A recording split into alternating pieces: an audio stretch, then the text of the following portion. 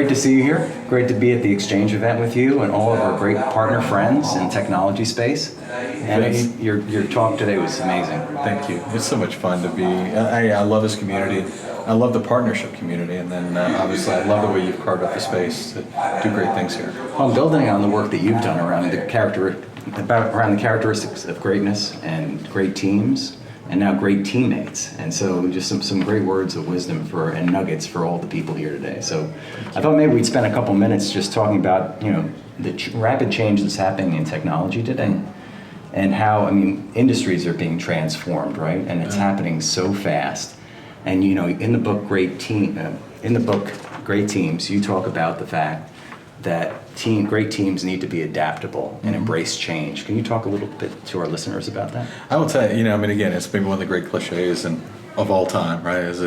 The only thing that's for sure is change, right? Some version of that cliche has been used by everybody in history, but I don't think it's ever been more true, especially in this space, right? In technology, that if you long for the days of yore, which could easily be 6 months ago, absolutely, the world will pass you by. And those people that spend too much time talking about, but we used to do, or it used to be, every time those words are coming from your mouth, others are finding a way to lap you. And so what I've learned is that the best teams are those that are constantly looking for what are the trends ahead for us? What are the things? You look at many people who are sports fans, and some of your viewers might know that just a few. I'm a sports guy.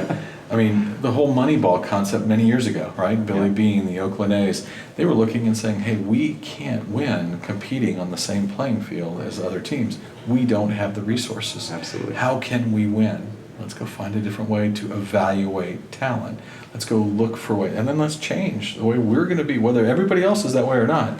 Let's change. Now what happens? Everybody in baseball looks at it that way. That's right. They redefine the game. You have to be ahead of the curve, or be thinking ahead of the curve, and you can't be worrying about where the curve was before you. And I think that as I've looked at the best teams, what I see is this continual habit of constantly looking and seeking out ways to identify change, and then not just. In fact, sometimes I've almost felt like bad about the title that I had for the chapter, "Adapt and Embrace Change." I think you have to attack change. Attack it. You have to you have to grip into it and say, "Here's what we're going to do." Disrupt or be disrupted, right? It's a little bit of a cliche, but it's still true. Yeah, absolutely. Well, unfortunately, one of the interesting things about cliches is that we too often feel like we're throwing around too liberally, but the truth is there's a reason why they became a cliche. Yeah, absolutely. So one of the other things we talked about in our discussion was about having a shared purpose, right? And we talked about how great teams and also great partnerships have a shared purpose, for their existence. Can you talk to our listeners a little bit about that? The best partnerships, the best teams know who they're in service of, and they know why it matters, right? And if you can, if those two things can really become part of the fabric of who you are organizationally and not just personally, who am I in service of? And that has to be human. And there really has to be an act of service in getting into this concept of why, right? Why does what we do matter? And that's what really strikes me, is that too often we think we're in service of something that's, that's too big for us to wrap our arms around. The best actually can put a face on it. Can say, you know what, I'm in service of that customer, but not just that customer. If I do it right, he's at home early enough to go watch his daughter's soccer game or whatever it is, and they've thought down through their list of who they're in service of in a way that allows them to put a face on it. And if they do, that shared sense of purpose really affects the way people around you in your partnership come to work every day. Yep. That shared purpose, that's amazing. And so, one of the things we talked about was certainly mentorship. And you had the good fortune of spending quite a bit of time with Coach John Wooden.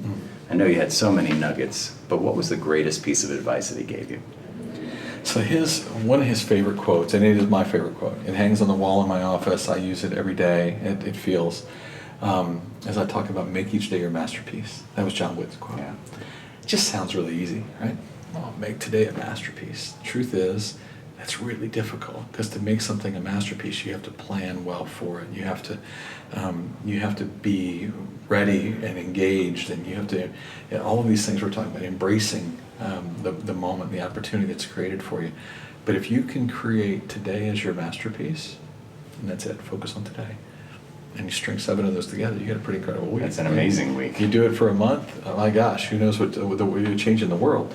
And so, but his big lesson was be well prepared to create a masterpiece today. And if you are, you have no idea. But don't worry about tomorrow, don't worry about yesterday. A lot of preparation goes into that. Create today's masterpiece. It's amazing. Yep, I Thank love you. it. And I'd love to have you on for an encore presentation. I'd be honored. It'd be great to have you back again. Good. Thank you so much. Thanks, So brother. great to see you here. Awesome. Thank you. Thanks.